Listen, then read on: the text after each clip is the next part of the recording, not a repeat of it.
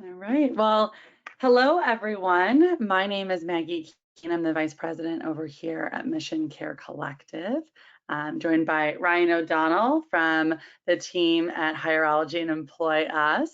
So happy to have you here, Ryan. We were just chatting away before getting our webinar going here today. So I know we have a few hundred agencies and companies joining us for today's conversation. We'll give people a few more seconds to get logged in, and we'll dive into our discussion today. But appreciate so many folks joining us here. I know it's peak summer right now. Ryan and I are both just talking about what it looks like in our corners of the world in Chicago and North Carolina right now. So I know appreciate folks making the time to join us for our conversation today. So we'll go ahead and dive in out of respect for everybody's time. If you have any questions throughout our conversation today, please don't hesitate to type those into the GoToWebinar control panel.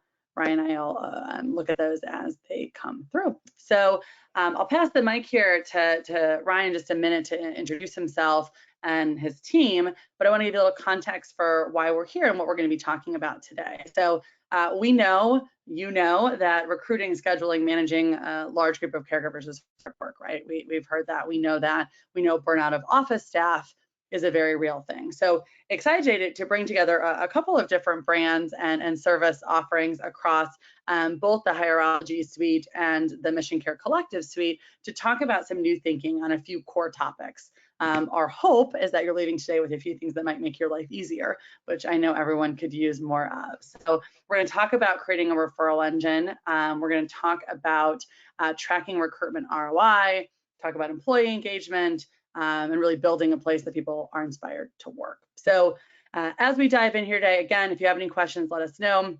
We're excited to have this conversation. So to start, I want to give you a little bit of an idea of our perspective, where the Mission Care Collective team is coming from today, based on our experience over the past decade working across our suite of brands. Some of you know myCNAjobs. We're integrated with the team at Hireology. We also have CoachUp Care, as well as Mission Care. And last year, we helped nearly 4 million people connect jobs, training, and career resources. This is all across the front line. So your caregivers, your CNAs, your home health aides. Again, these are roles that historically have wildly high turnover. They're also some of the most in-demand jobs in the country right now. So we're privileged to serve over 8,000 healthcare companies, from home care to skilled nursing to hospitals and health systems.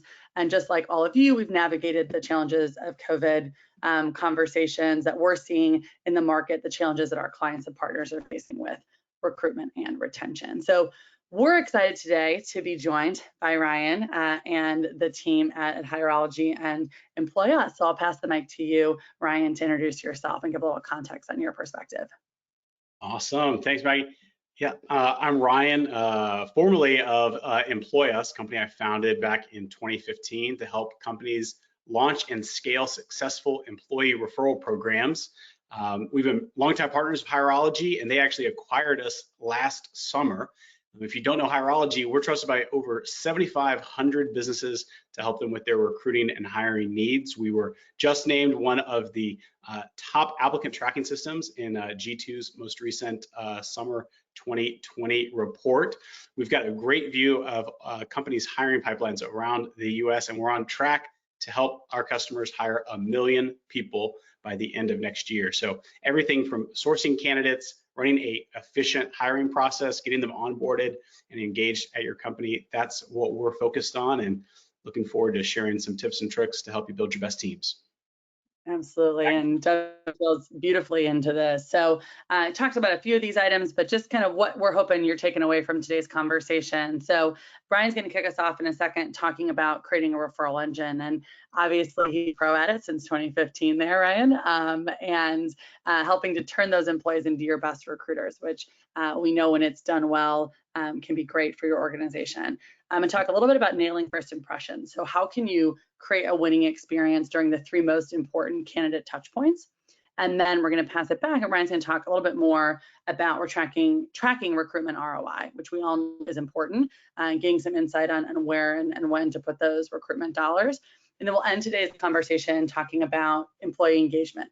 how can you build a place that people are inspired to work, want to grow with, and then we'll give you an opportunity to connect to some additional resources. So Ryan, I'm going to pop my camera off. I will be your silent slide forwarder back here, but appreciate you sharing your insights here.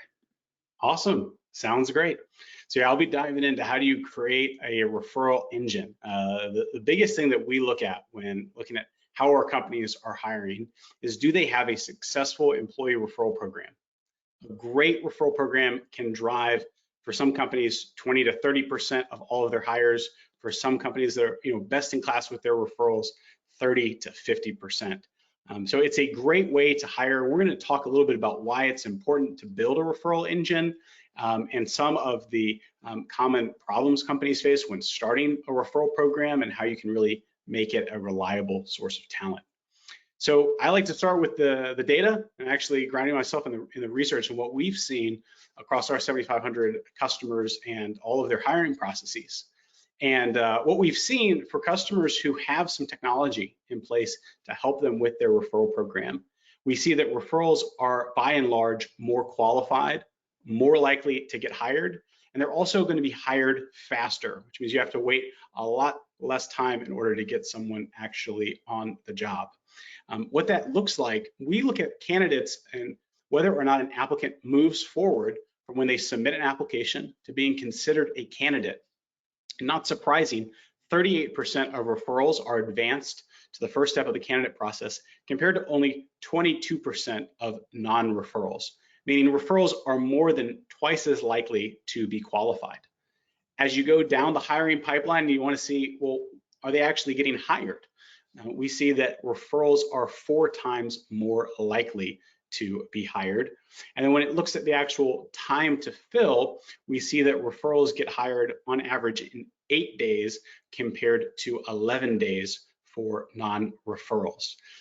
We can talk a lot about why that is, but the data really speaks for itself that referrals are one of your best sources of talent. And just like we have strategies for managing our other talent pipelines, you want to make sure you've got a strategy in place for how you're going to get more employee referrals to fill your jobs. So with that, it all sounds easy, right? Offer a referral bonus, encourage people to refer. A lot of times, referral programs are one of those things that every company says they have something when it comes to a referral program, even if it is informal.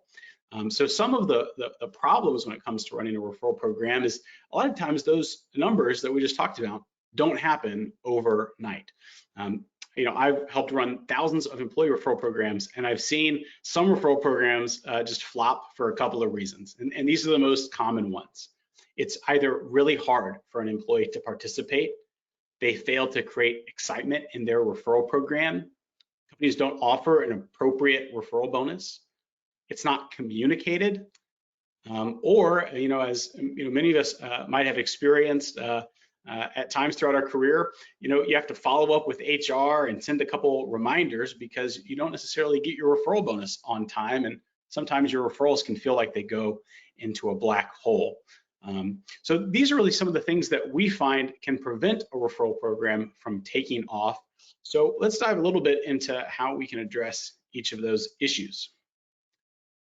First, when it comes to making it easy, we want to make it really easy for your employees to participate. So I want to ask everyone a simple question. How eager would you be to do something that is not a part of your job description if it took you more than 5 minutes to do? Most people, not very much. You might do it every now and again, but if you're being asked to do something that's not a part of your job description, that's taking time away from getting your own work done, and can be frustrating. I know I certainly don't want to have to be pulled in 100 different directions doing things that aren't my responsibility. So your referral program is no different. We often say that your employees are your best recruiters, but the fact is that your employees aren't hired to be recruiters. So, in many ways, why would they go out of their way to do a recruiter's job when they might be short-staffed and they might already be working longer hours, taking up extra shifts? They know that there's a staffing shortage. So, what's going to encourage them to act as a recruiter and help you really fill your candidate pipeline. So it really all comes down to simplifying the process. You want to make sure that it's easy for employees to refer their friends and share your jobs. We often talk about, when companies are looking at other tools for referrals, you don't want people to have to download an app or create an account or do anything like that. You want to make it really easy for someone to refer someone, usually from their phone, in 30 to 60 seconds. Imagine you're running into a friend or you're hanging out with a colleague, or you see someone out in the community, and you know them, and they might tell you that they're interested in a job. Or imagine you just took a new job and you posted about it on social media, and a friend messages you. You want to be able to refer them if they're interested quickly. You might not necessarily have a resume. We want to make sure that it's easy to refer someone, either by texting them or just sharing a link that someone can apply on social media. And then let the recruiters handle the actual process of collecting a resume, asking some pre-screener information, things like that. We find that by focusing on asking the bare minimum from the employees makes it so that their participation goes up and you ultimately get more high quality referrals. So what does that actually look like? Well, with Employ Us and Hireology referrals, what you can do is make it really easy for someone to submit a referral all through a chatbot. You can text this out or have employees scan a QR code that'll pop up this chatbot and ask them a couple questions for them to refer their friend without ever logging in or downloading an app. They can do it. They don't even need a resume or any information, just a quick blurb of why they're recommending them. And it removes really all the barriers to participation, and it's really easy to use. The biggest thing is you've got to encourage employees to refer jobs and share your careers page without asking them to learn a new piece of software. It's got to be really intuitive and be the same kind of experience that they might have with any of the other apps that they interact with on a regular basis. If it's too hard for them to participate, we know they generally will just ignore those or drop off. So once you've got it easy, how do you actually build excitement in your referral program? Chances are people have known that there's a referral program for years and they may not have ever participated about it. You want to make your referral program fun and unique. So how do you do that? Well, an easy way to do that is through gamification.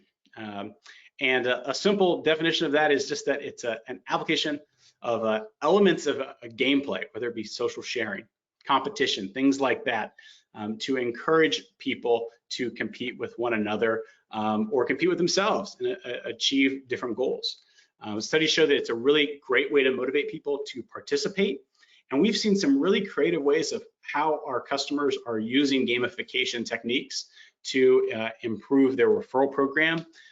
One study actually found that by using gamification, they were able to increase participation by over 60% in their training activities. We've definitely seen this a lot when it comes to referrals as well. So when it comes to gamifying your referral program, well, what can you do? You can create a public leaderboard. You can give employees personal referral links that they can share out on social media. I was with a company once, and they said they always know on a Monday morning they open up LinkedIn and they see 3 or 4 I'm hiring posts from their fellow employees encouraging people in their networks to apply. So you're getting some social recognition. You're able to see your peers hiring for their team and maybe chime in on that. So it really creates some positive network effects there. And you also have some companies offering additional bonuses, whether it be for the top referrers, or they might do a raffle, things like that, to build excitement in the referral program. So you got a lot of different options. If you want to do something, like each month, highlight a particular employee who's referred the most people, or once a quarter, who got the most hires, things like that. There's one company that had a great referral program because they're called Red Hat, a large company based here in North Carolina. They call it the Red Hat Ambassador Program. And they have a really great tiered structure to the program based on the number of referrals that you've submitted who have gotten hired. So they have the first level is a super ambassador. and then a mega ambassador and an ultimate ambassador. And that's after you get 1 person, 3 people, and then 5 people hired. And this is something they've communicated at the company for years. It's consistently reinforced. They offer unique swag. So as you get additional levels, you get different rewards and prizes. At the ultimate level, you actually get a cape. And it's really cool. Some people actually prefer to get a cape as opposed to the extra $500 bonus that can come with it. So you can really make it a part of your culture. At Red Hat, 40 to 50% of all of their hires come from referrals. And a big piece of this is by incentivizing employees to participate, but also to recognize the top ambassadors who are referring the most people, who are also getting the most people hired. So you can do that with swag, or maybe an extra 50% bonus on your 2nd or 3rd referral hire. And you also just want to make it really easy so that people can track their referrals and know that they're always on the lookout for someone who might be a good fit to join their organization. So that's how you build excitement in your referral program, whether it be through campaigns, extra rewards. But the next question I always get the most is, how do we set the right referral bonus? And for that, really all comes down to figuring out what's the right referral bonus for your organization. And there's a simple rule of thumb you can follow. Shouldn't be coming as a surprise, but the harder it is to fill a role, the higher the bonus payout should be. That might feel intuitive, but you'd be surprised at the different types of rewards that we've seen. We recommend it be as simple as possible. So we've seen some companies have pretty complicated referral bonus rules where you need to break out an Excel sheet and a calculator to figure out what you might get. That can be tough for a lot of employees who they're not thinking in terms of being a recruiter every single day. So here's a quick guide if you need any guidance on what types of rewards you should be offering. For high volume roles, part-time, hourly, seasonal work, we typically see referral bonuses as a single one-time payment anywhere between $25 and $150. That might be a great thing you can offer in cash, or a gift card for your employees. As you go up to more salaried roles or skilled roles requiring some licenses, we do see some referral bonuses typically in the $500 and $2,000 range. And then if you've got critical, hard to fill, urgent roles where it is justifiable what the spend might be for some of those, we've seen bonuses all the way between $5,000 and $10,000. So you definitely have some different ranges in there. And just a quick way to check, like, are we competitive in seeing what you're offering? If you compare what you might pay in terms of agency fees, that can often cost a lot more than what you're paying in a referral bonus. Plus, this is another compensation tool. So this is a thing you can offer your employees to be competitive when you're attracting talent. You can say, we've got a great referral program, and many employees are earning a couple extra $1,000 every year by encouraging their friends to come work here too. So you want to make sure that your referral bonuses are competitive, but you also want to make sure that you have the right payout schedule as well. So when it comes to paying out bonuses, the questions I often get is like, should we pay it all up front? How do we know if the hire is going to be a good fit? How should we handle potentially splitting it? So we've definitely seen some different ways, and the general rule of thumb is to keep it simple. You want to make sure that the referral program is easy for your employees to know what is actually happening for their referrals. If most of your employees are in a seasonal role and they only work maybe 60 or 90 days, you obviously don't want to set your referral bonus to only be paid out if someone works a year. That obviously would be discouraging for an employee.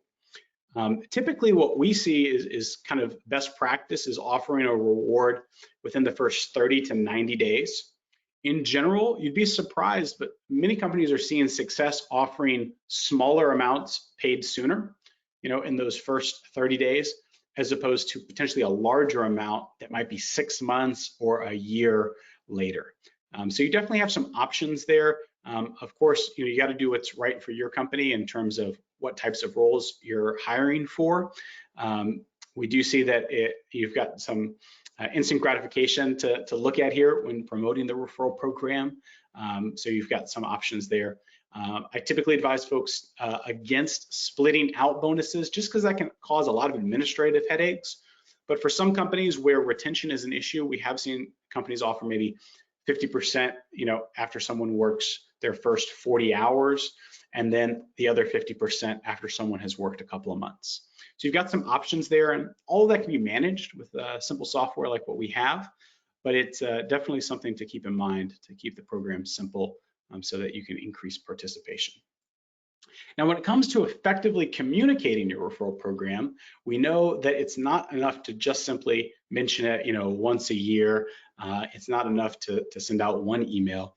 You've got to make sure that you're promoting your referral program on a consistent basis.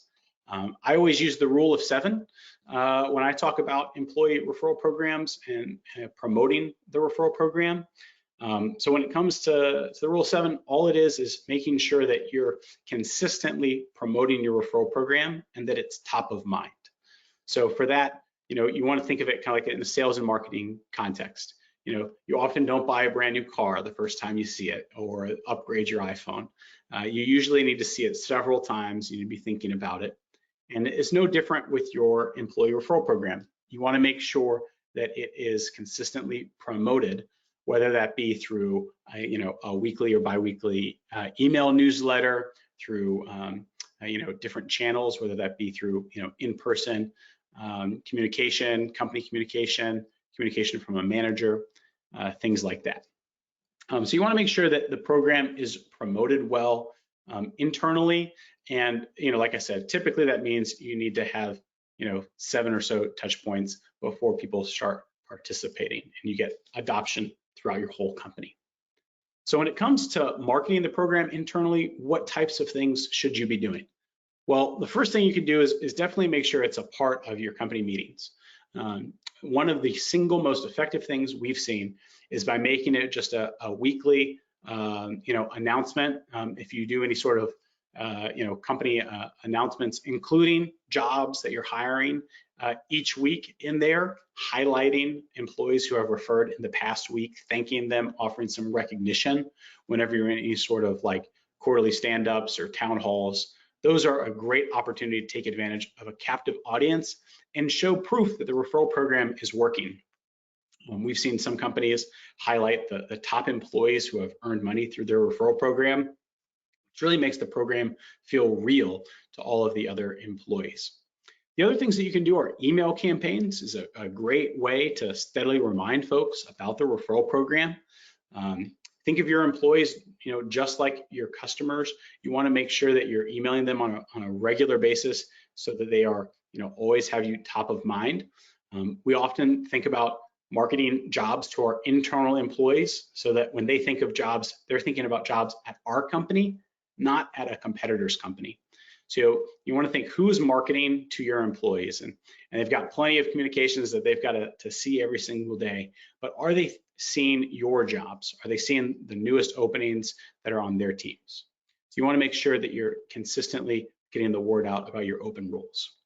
Now we know that for a lot of companies, email is not the best way to communicate, and for some workers, they don't even check their email. So how do you engage them? Well, for a great referral program to take off, you want to make sure that you're hitting up people from different channels, and a really effective way is through text campaigns where you can encourage employees to refer by just sending them a text message. We've seen this work incredibly well with our home healthcare customers. My mother-in-law is actually a home healthcare worker, and she is always on the go. She rarely sits down at her computer. She is often doing a lot of work in her car. If she has to log in to her computer and get things set up, that can create another barrier to getting something done. So with text campaigns, it's really important. You can just send them out. Someone can refer someone in about 30 seconds. And as we know, about 95% of referrals are read, or of text messages are read in the first 3 minutes. We typically see the highest participation rates on those text campaigns. And then the last thing that you can do is by promoting the program with physical signage. Those are obviously some great effective ways to promote it if folks are coming into an office, or if you have any sorts of flyers in break rooms or community bulletin boards. Those are great opportunities, especially if you have some high traffic areas. We've got a lot of customers in retail or in assisted living facilities where they are posting up their jobs on flyers with QR codes where prospective candidates can easily scan to apply, or employees can scan to refer.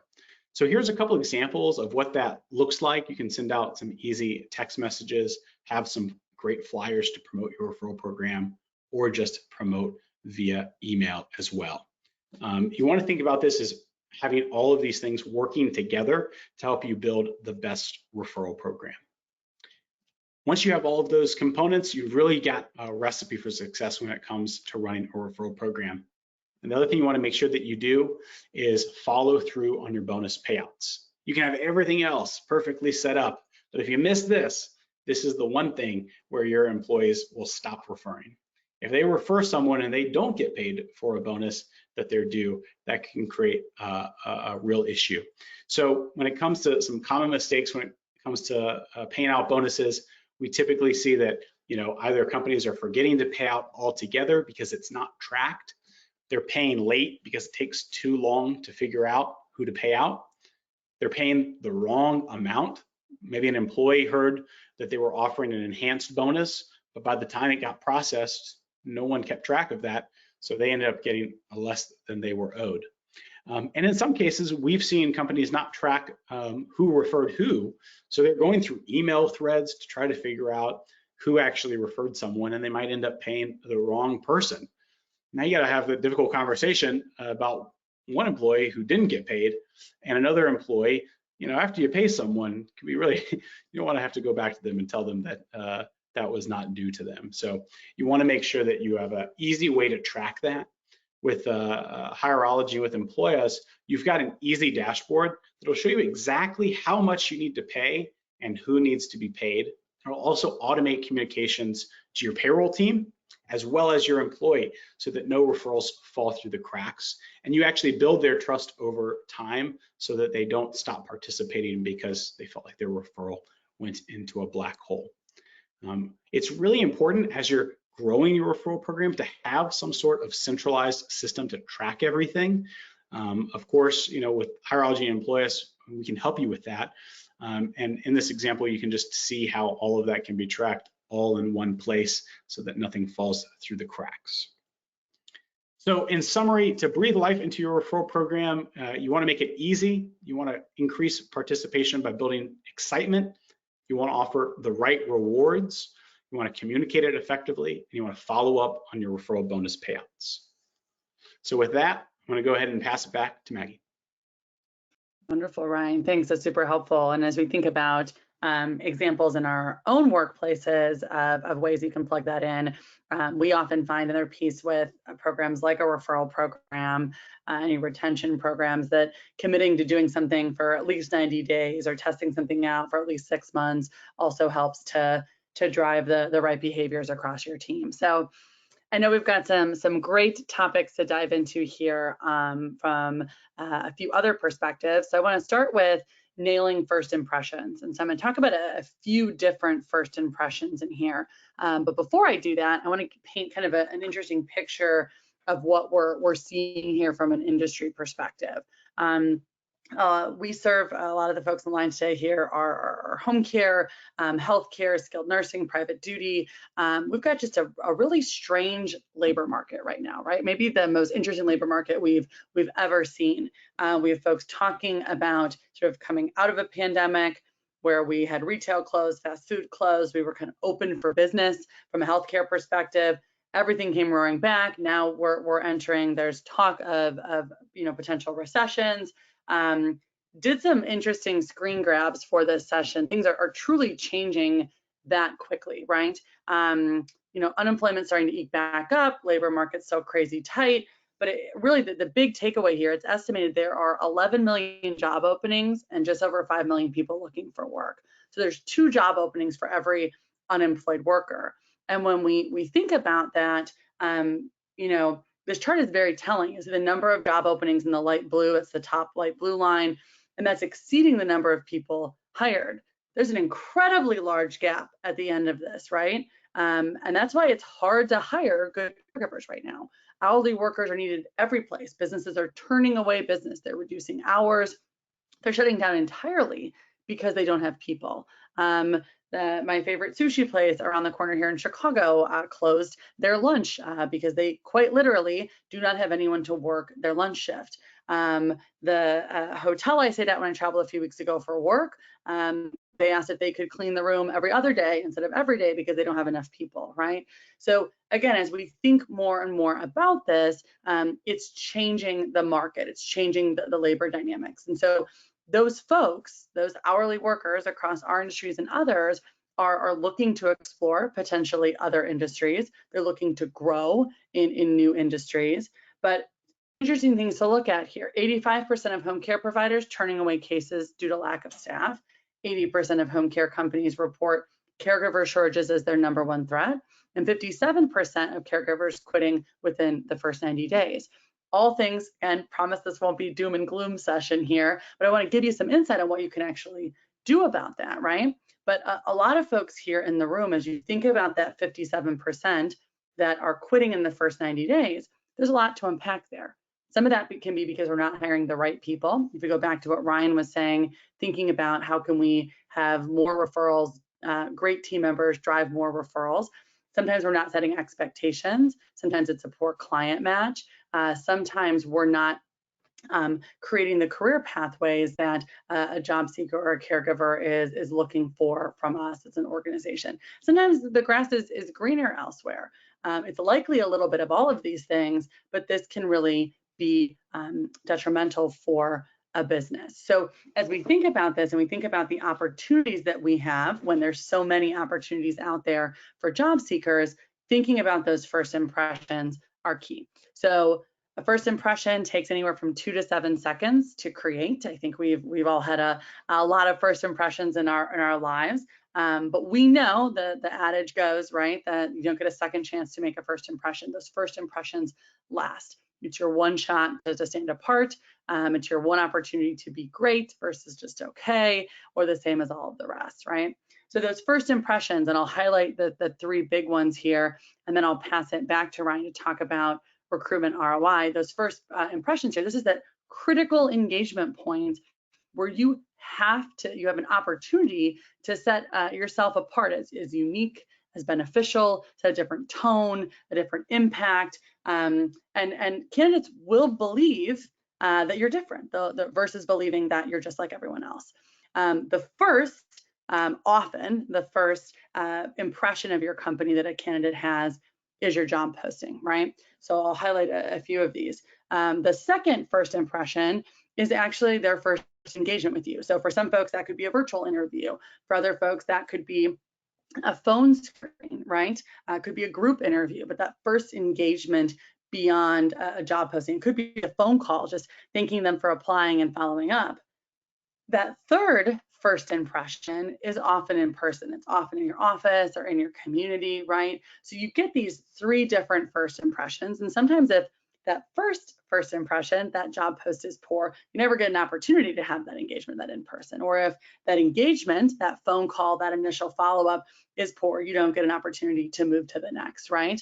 But if all of these, if your job posting, if your first engagement, if your in-person connection experience is like all the rest, you'll get the same perceived value as all the rest of your competition. You'll get the same trust as all the rest of your competition, the same perceived authority, and often the same recruitment results as everyone else. So as we think about different first impressions here, and we just had a fabulous webinar with Lee Davis, and folks on the line may know that, diving much deeper into this, and we have some great guides and resources we'll connect with you afterwards on, but highly encourage as you think about your first impression, especially for that referral baton that may be being passed to you by a current employee. This is an opportunity for you to stand out amongst all of the rest. So I'll pass it to you here, Ryan, to talk about recruitment ROI, and then we'll talk a little bit more about diving into creating a culture and a place that people want to work here. But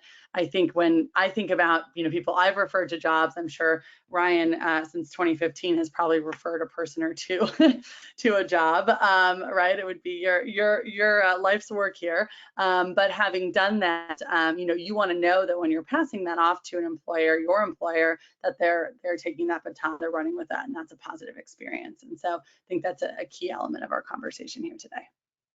Yeah, definitely. Well, when it comes to hiring, what does that have to do with gambling? Quick question there. But when gambling, at least you're playing in a smart way, right? You're placing bets where hopefully, cross your fingers, you're going to have the best outcome.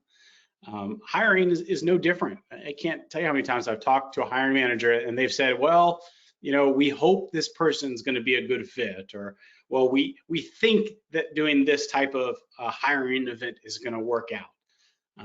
You can't just spend and spend and spend on the same sources and hope that things will change. You got to look at what's driving applicants, what's driving hires, and really optimize your recruitment spend accordingly. So when we think about what metrics you should be looking at, the things that pop up are, sourcing effectiveness. How many applicants are you getting? What's the conversion rate from applicants to candidates? What types of hiring volumes are you getting from different sources? If you've been doing a certain career fair every year for 3 years, but you've never actually hired someone, you probably don't want to keep going.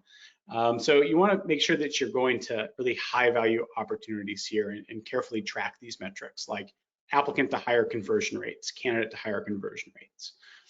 Sponsored job board performance, right?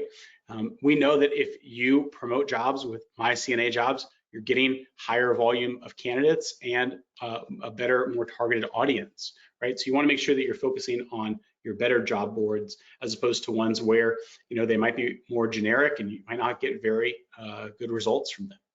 You want to make sure that you're focusing on good process adherence. Are your hiring managers and recruiters following a good recruiting process to make sure that you're not losing candidates after you've spent money to get them in the door? You want to make sure that you've got a good way to hire someone quickly. In today's market, getting someone hired just 1 day sooner reduces the likelihood that another company is going to come out with a competing offer. So being able to reduce that time to hire is really important. In practice, this is what it looks like inside of Hireology. So we've got all of these things built in. So you don't have to break out Excel or try to figure out any of this all on your own. We can give you exact conversion rates for all of your different sources and help you know exactly which types of steps in your hiring process need to be optimized so you can make the best informed decisions of how you're running your recruiting process, but also where are you spending your money, right? And do you want to dial up on your more effective sources, dial down on your less effective sources? So it's all about just continuing that process. You want to track something, you want to optimize, and you want to repeat. A lot of times, making some small adjustments in what you're doing can have a really big impact. What we see in just terms of overall, sourcing trends among Hireology customers, obviously I just talked a little bit about referrals, but one reason why we're always so excited to be partnering with myCNAjobs is about 61% of applicants that come from myCNAjobs convert into hires. It's by far one of the most effective sources when people are looking at high quality candidates. Overall, you also want to make sure that you've got a great career site. A lot of people are learning about your company by just going on a quick Google or seeing a post. They ultimately land on your website. And if you don't have a career site, they're going to leave and they're not going to end up applying for a job. So if all of your jobs are somewhere else, then obviously they've got to go hunting for those. So what we see is about 34% of hires coming directly from people going to your career page directly. So if you take a look at each of these, you've got highly effective job boards that are sending you high quality candidates, you've got referrals, and you've got career sites. Those are three of the biggest components to making sure that you've got a robust talent pipeline.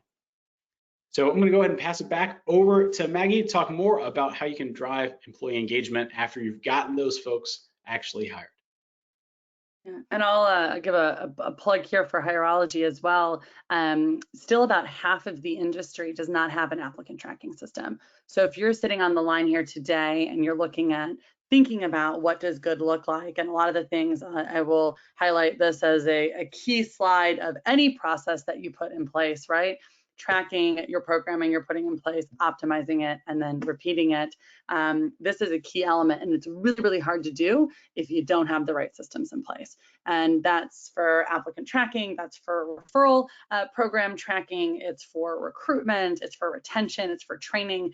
The systems and technology in place to set yourself up for success. So what good looks like today from a recruitment standpoint on the myCNAjobs side of our business is an applicant tracking system. And as Ryan mentioned as well, it's reaching out same day, hopefully within minutes or hours of someone applying to your job or referral being passed over to you and your team, but also having those systems in place to know what's working so you can hold your recruitment and your channel partners accountable. So building on that, building on some of those sourcing trends. So you've hired these great folks, you've gotten them through the process. How do you drive employee engagement? And that's a huge part of the conversation around not just driving more hires, but reducing turnover.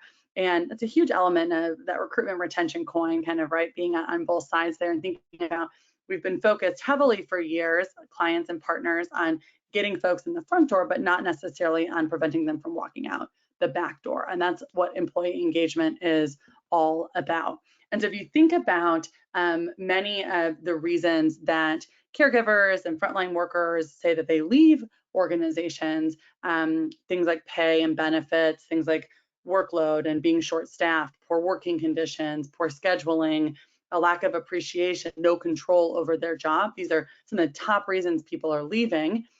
You got to think about where you can compete here. And if pay and benefits aren't going to be your lead card, you got to be great at the rest of these, right? You got to be great at building a place that people want to be a part of. And the inverse of thinking about why people are leaving is thinking about why they stay. And the reason that people stay, statistically significant reason, big studies say and define its engagement.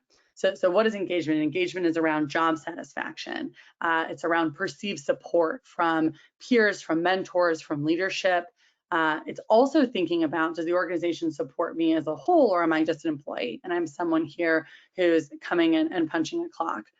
They're also looking at engagement from an intent to quit. So is this a place that you plan to build a career? Is this a place that you want to come and grow with other opportunities for that? And then organizational citizenship. So how likely is someone to step in and support the company, and how likely is someone to step in and support a colleague as well? So thinking about why people do stay, fundamentally all coming back to this concept of employee engagement. As you think about focusing on building a culture of engagement, there's financial benefits to doing this as well. There's a distinct ROI. So people have been talking a lot about pay, about wages being raised across the country to drive the interest in a lot of the hourly roles across healthcare, across other industries over the past 6 to 12 months. So essentially what this slide says, what this figure says on the screen, is that the more positive reviews, right, the better the place to work, the stronger the culture, the less that's needed to be paid. So salary increase required for a place that has more negative reviews is higher than a place that has more positive reviews. Simply put, the more positive the culture, the less you need to pay, right? So there's a benefit here. The weaker the culture, the more you need to pay. Earlier this year, I came across a study, it was an MIT Sloan Management Review, and the study was titled "Toxic Culture is Driving the Great Resignation." We've all heard the Great Resignation phrase. From April to September of last year, 24 million people left their jobs in 2021. So this trio that wrote this study analyzed 34 million online employee profiles, and they said, why is this? What's the reason behind this mass exodus?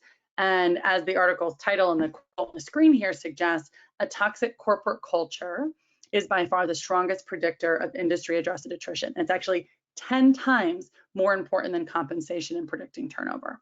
So their analysis found that some of the leading elements contributing to that toxic work culture included failure to promote diversity, equity, and inclusion, workers feeling disrespected, and unethical behavior. So this data from this massive report, millions and millions of people, showing the costs of a toxic work culture are high, including, but definitely not limited to, increased turnover. So we talk about poor culture, meaning that we need to pay more. And we all have examples of that in our lives, right? Our friends who are like, God, I hate my job, but I get paid really well to do it. Or I can't imagine leaving even for a higher paying job because I love where I'm at. Inverse of that too, looking at if you have this toxic corporate culture, which you're hearing more and more about in conversations with folks out in the ether here, the value of focusing on culture and building culture is incredibly important. And everybody in the line here has a culture. The company you work at or for has a culture. Not all cultures help a company reach their goals. In fact, a bad culture does the opposite of that. Some of us may have been a part of poor cultures before. It actually drives a company farther from its goals. Culture is not what's in a business plan or what's written on the wall, but it's how your team interacts with each other. It's the reality of how your team describes your company, who gets recognized and why, what behaviors get rewarded, who fits, who doesn't, right? It's actually often what's said when management isn't in the room around the water cooler. Now, if you don't have a strategy for culture, and a lot of companies don't, especially when they're starting out, it will create itself. Every person in this room, on this call, has a culture, and some of them have been intentionally built, right? And others have cultures that are just created over time by the circumstances and people that work at your company. So I think there's a lot of good takeaways from our conversation today, but one of them I hope is to have a conversation about culture and about strategy and about being intentional about building it, bringing your team together. Openly, when we talk and we go back to all of those different things, that reasons that people are leaving, a lot of these come back to culture. A lot of these do, right? Short staffing, a lack of appreciation, no control over jobs, poor working conditions. A lot of those come back to that. And so building a strategy around that was going to help you really harness one of your most valuable assets as a company, which is culture. And we're operating in a market, I shared a few slides ago, where people do hard work. We know that. We know healthcare is difficult work. We also know that we're competing with millions of other job opportunities outside of our industry. Over 60% of senior living buildings lost workers in the past couple of months to outside industries. They're not leaving one building and going to another. They're not leaving one building and going into home care. They're leaving our industry, our caregiving industry, entirely. The reality is people can oftentimes make more money someplace else. And it's an incredibly competitive labor market. So they no longer need to stay at a company, right? Our job is to make them want to stay. And that's the secret. That's culture. People stay because of culture, and they leave when there's a poor one. So last few things here, I want to talk about our retention. So we talk about driving employee engagement. We talk about building a place that people want to work and want to be a part of. And a big element of that is keeping a pulse on the people that are on your team. So understanding, how Ryan's doing today versus, one annual survey of all of my staff. I'm understanding how are things going in the last week or 2 weeks for Ryan. What's working for Maggie? What's how is she doing in her current role? Is she happy? Is she not happy? What does she want? What could be different here, right? So the challenge here is with many care settings, there's a lot of people and a lot of things happening behind closed doors. So our philosophy around retention is keeping a frequent pulse on individuals, right? Surveys are nice, random samples of surveys of employees are nice, but keeping a pulse on an individual frequently is where you'll get ahead. So I'll give you an example of one here on the screen. So this is inside of CoachUp Care. These are our Vibe surveys. This can be automated. You can set up surveys, determine who they go to when. They're delivered via text message or email. You can set 5 yes or no questions. You can pick from our library or set your own. You can set an open-ended question. If someone has all positive surveys, they can actually be enabled to go and leave a review on Glassdoor. Again, part of that cycle of referrals and building your employment brand as well. Then when it's done, you get the feedback. You can see this Vibe meter, follow an employee all throughout CoachUp Care. So your managers are seeing the latest pulse, you can always click on it and see the latest results. So what's important here when you think about a retention strategy is keeping a frequent pulse. We've seen for frontline roles, that's every 2 weeks, and the sweet spot for clinicians or other office staff is every 4 to 6 weeks. Last few pieces here, pathways. So you've probably heard a lot about this in 2022. You're only going to hear more about this, right? Our take on pathways is centered on the individual. So recognizing that each person's step, their next step within your organization or beyond is unique. So thinking about the types of roles that we're looking to fill in our industry, some of the pathways up and potentially even out of our industry as well, aren't always a bad thing, right? So I think often recruiters, owners, leaders get focused on, I need to fill this CNA role, I need to fill this caregiver role, I want this caregiver to come, I want them to stay forever. Not everybody wants to stay as a caregiver forever. Not everybody necessarily wants to progress and become a CNA or an RN. They may want to pursue a degree in HR. They may be interested in going to school for something entirely different. But while they're doing those things, they can make a fabulous caregiver for our clients and for our teams. And so by thinking and opening up our mind a bit beyond the jobs or the roles that we have in our own companies and thinking about a person's pathway, you can also open up the available pool of people for you to pull from and recruit from. And that goes all the way back to your job postings. It goes back to the recruitment marketing that you're doing. It goes out to the personas of the different types of caregivers that you're trying to recruit here. So as an action item here, when you're thinking about those referral programs and you're thinking about putting some things in place, part of that can also be making sure that you're investing in your current team and meeting quarterly to map out an individual's next step. And that could be grounded in 2 areas, both what the company needs, right? And also an area of interest for the employee. So maybe somebody needs to learn how to use a Hoyer lift to be good at their job, but they're also interested in pursuing a degree in HR. Perhaps the company helps cover the cost of them to take a class at a local university or community college there to help them get those credits towards their long-term goals while also working and being successful with your organization. Last but certainly not least here is the discussion of community, right? And if you've heard us speak before, you'll always hear us say that there's not one silver bullet when it comes to recruitment and retention. And that continues to be true.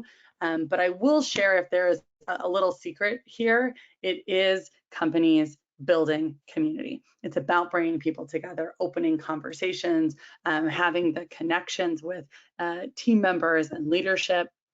Healthcare jobs, home care in particular, are so isolating. It's hard work, it's tiring. We've seen time and time again at myCNAjobs, our care community, we've got millions of them in our network, they want to talk to each other, right? It's almost therapeutic in a way. So building community drives high engagement. And companies with high engagement are more profitable and they have lower turnover. 20% more profitable, in fact. So if we think about the business case for building community, the business case for building culture and building a strategy around what your team is going to focus on here, there's an ROI to be had. And building community isn't easy. It takes time, it takes strategy, it creates taking a hub to talk, but it's incredibly powerful. So your action item before we head into our poll here in just a second, and any questions that folks have, is to think about how you can bring people together to talk about what they need, to talk about the organization that they're a part of. So I'll give you 2 resources in our own toolkit for you to think on. One is join us in the Caregiver Connect Facebook group. Lots of caregivers lifting each other up in this group, talking. It's neat. It's not a recruitment channel, but it is a place to see a living, breathing example of community building. The other is to think about building your own company communication channel. So I'll show you here briefly on the screen how to do that through our Community Connect tools. This is built into CoachUp Care. Manager or leader can post a video, a status. You're saying something to really drive home those company values. You're posting it, it's getting in the hands of your team, and people see it, they're engaging, they're commenting, and they're brought together. So that's the whole concept here, right? Which is giving people a place to hang out, a place to be brought together, and to build on your culture. So I'm going to go ahead and open up. There's been some great questions coming through. I'm going to go ahead and launch this poll here. Before I do, there's a couple of great guides, lots of different organizations. I'm sure folks on the line saw a few different brands here. So this is a select all that apply. If there's any organizations represented on the line here today that you're interested in learning more about, first is a copy of the guide to the 6 blueprints of a successful referral program. We can send a copy over your way. If you're on the line and need to recruit, happy to connect you with the team at myCNAjobs. If you're looking to engage and retain, happy to connect you with the team at CoachUp Care. If you're looking for a demo of the tools at Hireology, and again, myCNAjobs and Hireology are fully integrated. All of our tools map over. As Ryan shared, we're one of the top converting channels for home care from applicant into hire. And if you'd like a demo of just Employ Us separately from Hireology, let us know and we can get you connected there as well. So I'll leave this up for a few more seconds as folks answer this as well.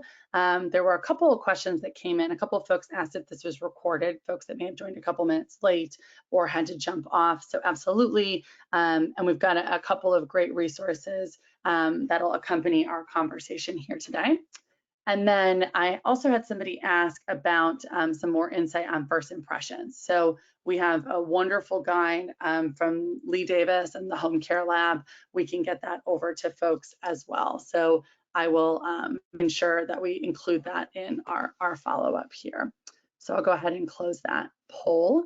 Ryan, anything from your end here? I know we'll give folks another minute or so to enter any questions that they have, pardon me. But I appreciate the insight and the data from you and the team at Hireology and Employ Us.